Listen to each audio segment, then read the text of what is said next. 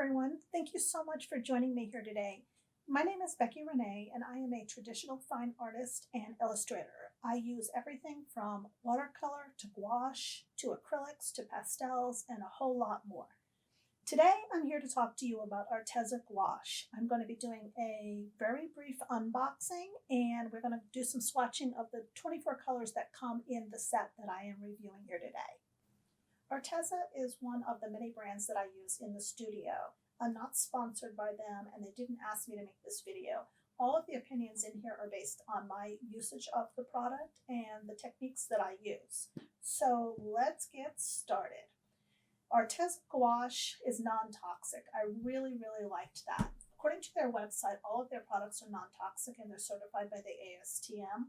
They do carry the AP label, and they do say that they're non-toxic on the product. They also say on their website that none of their products are tested on animals, and I really like that as well. This is a really neat, compact 24 color set. It comes in these trays to hold them and to store them. I take mine out. I use a pochade box, so mine will come out of these containers. But if you store them in the containers, it has really great storage capacity inside these containers that it comes with. They're pretty durable. The thing that I like about these just at first glance, other than the color selection and the storage trays, is that on each one of these tubes, so I carry mine separately, so I don't have the box. So on each one of these tubes, they list the name of the color, they list their light fastness, their transparency, and the pigment number right on the tube. So if I'm pulling the tube, I've got all that information right there. I really like that. Now, one of the downfalls of Arteza is that I know with this gouache in particular, they do not sell these open stocks. So when you run out of one, you need to replace the whole set. The cost is affordable, so that really may or may not be an issue for you. Now we're into the swatching. That very first box I did was a titanium white. It doesn't show up, so I didn't bother actually showing it to you because you can't really see it. I found in swatching that these colors are very creamy. They take the water very well, and the pigment displacement is also very consistent throughout. I didn't find any of the colors to be dull. They dried to a matte finish, which I think is pretty typical of gouache, but they were really a pleasure to work with. They laid down very easily and covered the paper well. In the boxes, I've done much more of an opaque type of a wash where I've laid it down pretty thick. You'll see as I go through that sometimes I have to add water to the color to get it to come down. I wanted to see what it was like to use these virtually straight out of the tube. I was actually very impressed with them and with the coverage that they gave. Re-wetting them was definitely not a problem. Now, the choice of colors that is in this set is really quite expansive for what I would term a basic set. They do have a 60 color set. I haven't been able to get my hands on that yet. They've been out of stock, so I'm waiting for that to come in, and hopefully I can get my hands on that. But the colors that are in this set are really versatile. I would imagine that we can mix an awful lot of colors just with these 24 colors in here. There's 4 greens, 4 blues, there's 3 reds, a couple of pinkish purplish hues. You've got your burnt sienna, your burnt umber, you've got your yellow ochre, you've got your warm and cool yellows, and you've got your titanium white and your regular white. Now, as far as the names of the colors and the color band that is on the outside of the tube, when you compare it with the paint that's inside the tube, they're pretty close, but I think you have this problem with just about any brand out there, is that it doesn't always match. You're talking about a different surface, you're talking about a different material. But there was a color in here, and I am laughing to myself because when I opened the tube before I saw the color inside, I was really super excited because I said, oh, this is going to be a really great color. It's going to be perfect for what I need. Of course, I hadn't swatched yet, which, I do recommend that you swatch all the colors of any paint or any pencils or anything like that that you get for this very reason. That's the color right there. Now, maybe it's just me, but the name of that color is peach red. That is not what I expected when I opened a tube called peach red. That to me is fluorescent pink, hot pink, bright pink, any kind of pink But when you're going to call that a peach red and I open it and I get something that looks like that, that's going to throw me off. So Arteza, I don't think you did really good on that color name. But I will tell you folks, the rest of the colors, the names are pretty much what you would expect for what was in the tube. Even on that fluorescent pink, I'm going to call it, the tube shows it to be almost like a rose color and a rosy pink. So, peach to me is warmer. That is definitely not a warm color. So I don't know, maybe my tube got filled with the wrong color.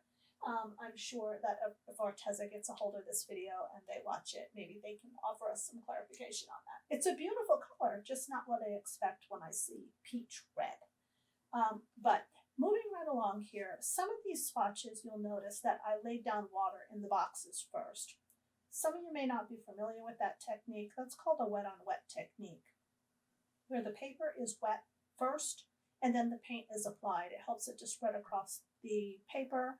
It's just a different technique. Dry on dry is where you take the paint and you put it on dry paper. So it's just a matter of a technique. I tried to try several different techniques in the swatching process. I even went back over some of the squares to produce some texture in the squares. So as you'll notice, when you look at these, if you're looking at them up close, they're some of them are kind of blotchy. That's done on purpose because I wanted to see what the paint would actually do when I went back and, for example, as it started to dry and I started to try to move the paint around, I wanted to see if we would get any kind of like traditional watercolor blooms or that sort of thing. So that's why the swatches look a bit inconsistent. They're just different techniques used. There's no rhyme or reason to it. And I didn't use a dry on dry technique for certain colors and a wet on wet technique for other colors. It was quite random. Now, as you can see, I've got these colors all dotted out on a really large palette. I got that palette from, I think, Jerry's Artorama. It was really cheap. It's just a basic palette. I like it because it has a lot of wells to it, and I can do stuff like this with a bigger set like this. But the colors re-wet very well. That's a property of gouache and watercolor. And this particular gouache does re-wet. So once you put it down, you can layer on it. But you have to be very careful because this particular type of gouache, not necessarily this brand, this is the type of gouache. There are multiple types. This type of gouache is re-wettable. And you can actually disturb the layer underneath, just like watercolors. So you have to be careful with that when you're layering. Now, you'll notice here on the swatch card that I go through and I make these little dabs with the paint colors. The reason why I do that is because I want to show you that they can react with the water, just like watercolors, and they can get pretty thin down. So I wanted to see what those colors would look like when I did that. So they range very nicely from a very light wash all the way up to a very deep, solid, opaque color, which I really do like. Now, I think overall, Arteza did a really fantastic job with this set. The color range is really on par with a nice, solid, basic set. I think these colors can be mixed well. They can mix and make a multitude of other colors. I'm really anxious to get a hold of the 60 color set, which, like I said, has been out of stock. So I'd like to see what the color range is in there. Now, I do have a negative, and that would be, why can't we get these in open stock? That is a huge problem when you're buying a set and you're running out of one or two colors and you're having to rebuy an entire set. However, the price point is very affordable and very reasonable. So does that balance it out? I guess it just depends on what your needs are, but I would prefer to be able to have them open stock. So I'm looking forward to getting my hands on that 60 color set, and we can go ahead and try this again with that set and just see what kind of other color options that we have here.